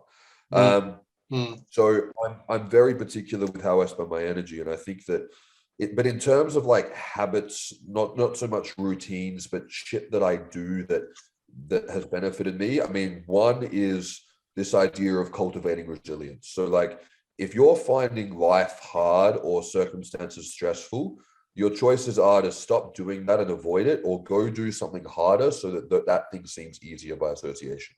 And that's something that I have always really leaned into. Like, you know, I'm at the moment, it's like probably minus 10 degrees outside. So when you have a cold shower in Lithuania, it's ice. So if I'm sitting here and I'm like, I've got a whole bunch of admin and email work that I don't want to do, and I catch myself having that kind of process, I'll go have a cold shower. And then I'll come back and I'll go, okay, well, this is easier than that. Those kind of practices work really well for me. So for me, the biggest, I guess, I wouldn't say it's a habit, but the biggest, I guess, strategy that I've had for where I've succeeded, and it is deliberately choosing to cultivate resilience. And it's choosing that hard path. But I think for me, like the biggest takeaway is like, you know, people, like, I'm not a morning person. Like I tried to do the like get up at 4:30 every morning and hit the gym and fucking do like a 10-minute morning meditation and blah blah blah.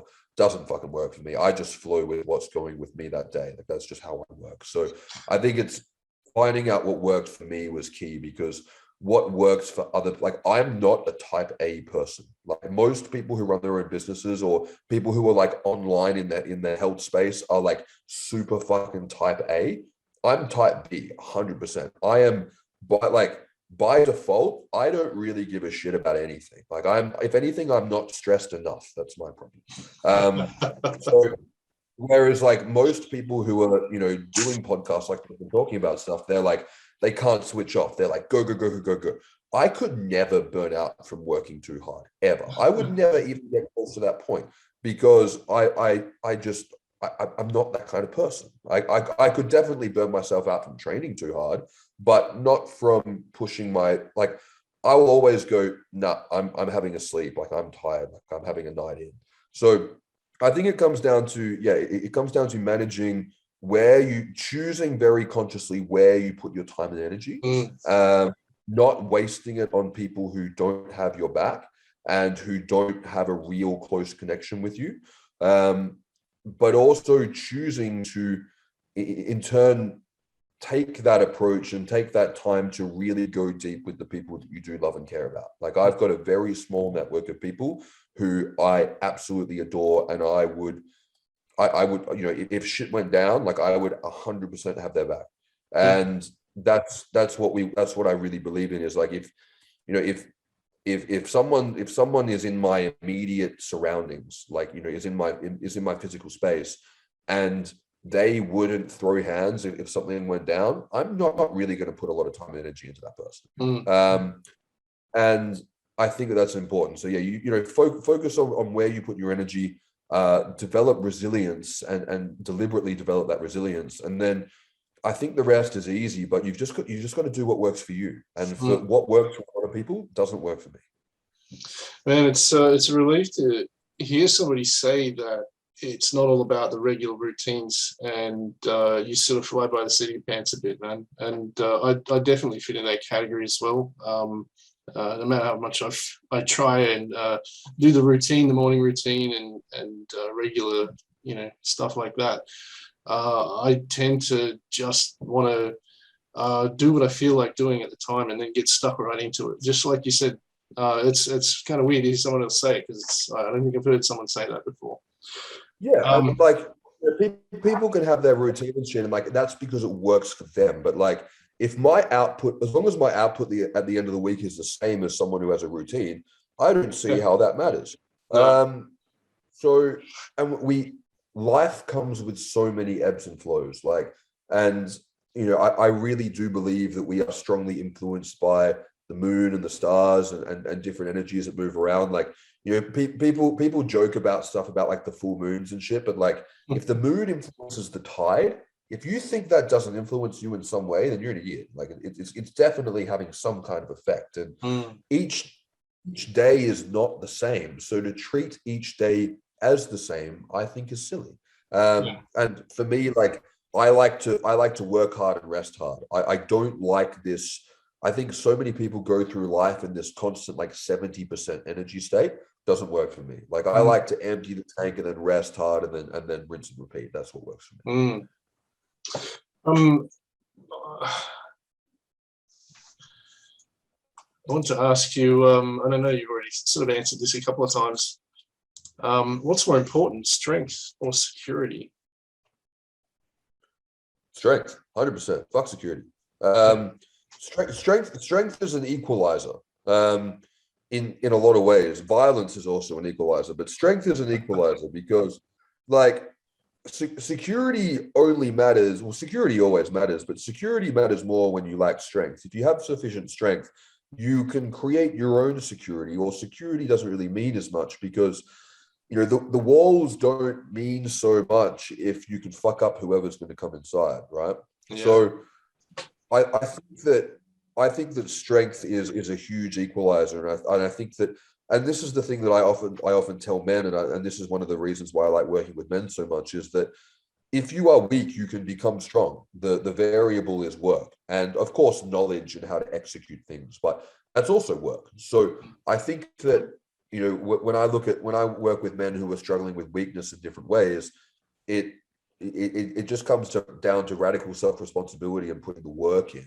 So I think that strength hugely trumps security in a lot of ways. And I think that security only matters so much when you have lost that strength, maybe in later life or so forth. But I also think that security breeds complacency. I think that if you have a large amount of security, there's not really any reason to become strong. And I think that is one of the biggest issues that we have in society today, is that we have, even in the last, just in the last 200 years, we have completely removed the need for physical and mental competency to survive.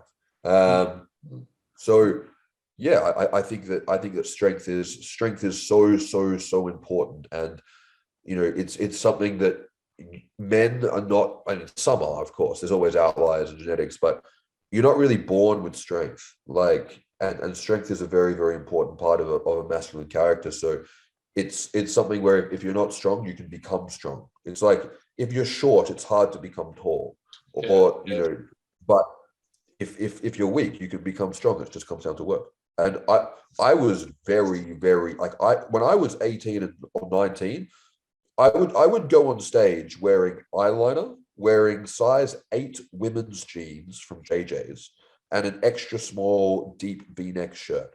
I used to get, like, I was the epitome of a feminized man, 100%. It worked for me in getting chicks though, because like I was the pretty boy with long hair, but the kind of chicks I was pulling weren't the kind of women that you want. But I didn't understand that. But I mean, I was so, like, I was at the point where I would lose an arm wrestle to a girl. Like, I was very, very physically weak, but I also completely lacked any kind of mental fortitude. So, I mean, I have been, like, when I look at guys at their starting point at the gym, I'm like, you've got 10, 20 kilos of muscle mass on me. Like, I mean, not only was I completely physically weak, but I also hadn't built any foundational stabilizer muscles because I was completely inactive as a child. So, and you know, I was fortunate enough to come from a high income bracket home, so I hadn't really struggled with very, very much, you know, growing up. I was an only child. So I mean, I was a very, very weak, bubble wrapped 18, 19, 20-year-old. And you know, I was 100% forged through fire, but yeah, it's strength is definitely something that you can build, and it's something that people should want to build as much as humanly possible. Yeah, that's fantastic, man. So we're going to wind it up now, but I've got a couple more quick questions for you. So what do you do to relax? What do you do in your downtime just to reflect on life and enjoy things? It's a good question because I'm relaxed by default, so I don't really have to try to relax. This is relax. What do I do to relax? I mean, I'm very big on exhausting the physical body so that the rest and relaxation comes by default. I think a lot of people have never actually laid down in bed at the, like, and this is where, like, you know, working with people who work in trades, like, have completely different problems to people who work sedentary jobs. Yeah. And a lot of people who, you know, don't work physical jobs or don't have a physicality in a large aspect of their life. I mean, there are many people who may have never, or at least regularly don't lie down at the end of the day completely fucking knackered. And the feeling of that is very, very rewarding and very, very blissful. So, but I believe in Paul Chek's very strong in what he calls working in. So if you look at working out being something that you do to go and expend energy, like, you may feel invigorated after a weightlifting session, but you have less energy in the tank after you go and do squats and deadlifts. But if you do something like yoga, meditation, qigong, you know, all these different things, you're spending time to build energy. So I'm big on those practices. So, I mean, my way of relaxing and winding down is, you know, good quality nutrition in the evening. I like eating heavy foods at night that are of high quality and not inflammatory. I'm a big fan of CBD oil as well, whether it's vaporized, used orally. I think that's a fantastic way to activate the parasympathetic nervous system and promote rest and relaxation. I think having a tool and having a medicine that is relaxing, that is also good for you, is amazing. I think that's remarkable. And but for me, it's also spending, you know, I'm privileged. I don't want to say lucky, because luck doesn't have to do with shit, but, you know, I've got a partner at the moment who I very much enjoy spending time with. And I think that, you know, for people listening who have a partner, or, you know, or have kids, or who are fortunate enough to have both in the same household, I think the best way to rest and relax is to consciously connect with the people who you love. And I think that people don't, I think a lot of the time people spend time with the people they love, but they don't consciously connect. They don't put their phone away. They don't disconnect. They don't go, I am here with you now. And, you know, that to me is a very powerful form of non-sexual intimacy. And I think that is the most powerful way to rest and relax. Whether it's through, you know, massage, whether it's through just spending time, whether it's through, you know, there are so many different practices that you can do with a partner, or with kids, you know, just, you know, playing and talking and you know, just answering questions and the deep conversations and stuff. Having real conversations with kids is fucking fascinating. They've got some very, very cool insights, but also, like, you know, I like talking to children like adults. Like, I think that's a very fun way to interact with children. And yeah, I mean, it's, to me, like, the best way, from when I look at how the brain works from a scientific perspective, the the best way to relax is to be present, which is to get out of your mind and into the physical body. So I think massage is a very, very good tool. If you're lucky enough to have a partner who's also a masseuse, that helps. That's a good thing to look for in a female partner, is one who's a qualified masseuse. But it's just about, if you can be present with someone that you love, that does so many positive things for the release of stuff like serotonin, oxytocin, even stuff like melatonin. It comes down to going back to what I was saying before, that giving and receiving love is the best way to relax, in my opinion. So if you've got someone who you can do that with, I think that's beautiful. And if not, and this is something that I've talked to a lot of guys about, is like, guys who are single, guys who are living on their own, get massage done, get regular massage. Like, it's not a creepy, weird sexual thing to, as a man, get a massage from a woman once to twice a week for the healing feminine energy that comes with that. The feminine energy and the healing that comes with that doesn't have to do with sexuality.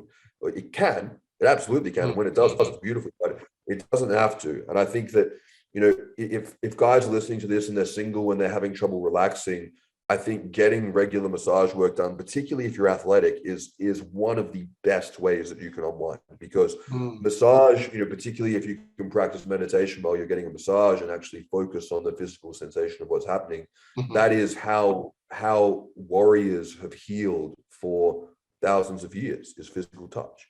So massage and connection is how I like to relax. That's great. And one last one, Dave. If you could tell your younger self one piece of advice that you've learned as you've grown, what would it be? Don't be a little bitch. That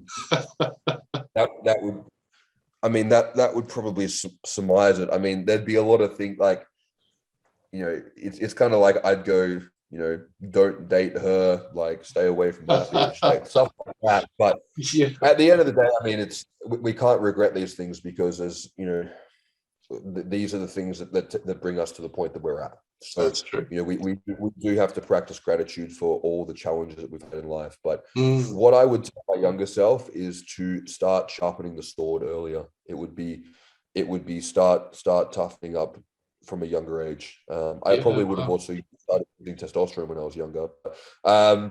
It would have been, it'd be sharpening the sword. It would be start building that strength, start building that resiliency, so that it's there when you need it. Because for me, when I needed it, it wasn't there. And that's why going through what I went through was so hard. Like, when I went through the breakdown of my engagement at the start of this year, I mean, I'm very, very grateful the relationship ended, because these things pop up in relationships that end things, which you have to be grateful for, because they were going to happen sooner or later. So it's good that they happened, because they didn't happen when you were further down the track. So that's right. I'm very good. And at the time, I was able to be like, I am grateful this relationship is ending, because this is not someone who I wanted to marry. But at the same time, it doesn't make it any easier to go through emotional heartache. But because I had been through what I'd been through with my rehab for my head injury, I knew that it was going to end and the pain was going to be over and it was going to come out the other side, because I'd been through that before.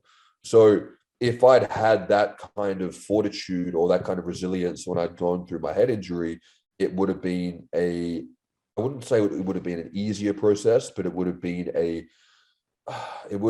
a less stressful process to integrate. So I would have started, sharpening the sword when I was younger, and starting to, prepare for shit, so that when shit goes down, you're ready, because it's much easier to be preventative than to try and catch up at the tail end. It reminds me of the first conversation I had with you, actually. I think I said something very similar. Dave, it's always awesome talking to you, man. Do you want to tell me some more about this book that you're writing, and what it's called, when it might be released, and how we can get it? Yeah, so the book is called Battle Call. It is basically a call to arms for men across the world to reclaim their masculinity. It is a part of it is philosophical, and it's talking about, why there is a need for this book in the first place and why so many men are struggling, and also honoring the fact that many men at this point are living a life of quiet suffering. And it's not saying it's okay, but it's honoring the fact that it's real. And then the second part is it's basically a handbook on how to do everything from how to execute testosterone replacement therapy properly. It's not, Jay Campbell's already written the TRT Bible, which is an absolutely phenomenal resource. So I'm not going to try and rewrite something that doesn't need to be rewritten, but it is everything that I have learned from how to treat men with hormones, how to actually do it like logistically, but then also everything else in between, how to, everything from training, nutrition, mindset, like it is a holistic approach on how to be the best man that people can be, but it's practical. It's like an instruction manual. And so I'm trying to keep it short. I'm trying to keep it under 100 pages so that it's something that people can, read through, easily thumb through, refer to. But it's basically accumulation of everything that I have learned in all my own experiences, and then everything that I've learned from, working with everyone that I've worked with in terms of what works and why people should do it. So I'm hoping that it's something that is going to, stand the test of time in terms of be a resource that people who are seeking this kind of knowledge can look to. And what I really want to drive home with it is that, testosterone replacement therapy is the foundation that you build the house on. And you can't build you can hire the best builders and have the best material and architects, but if your foundation's shit, the house is going to come down.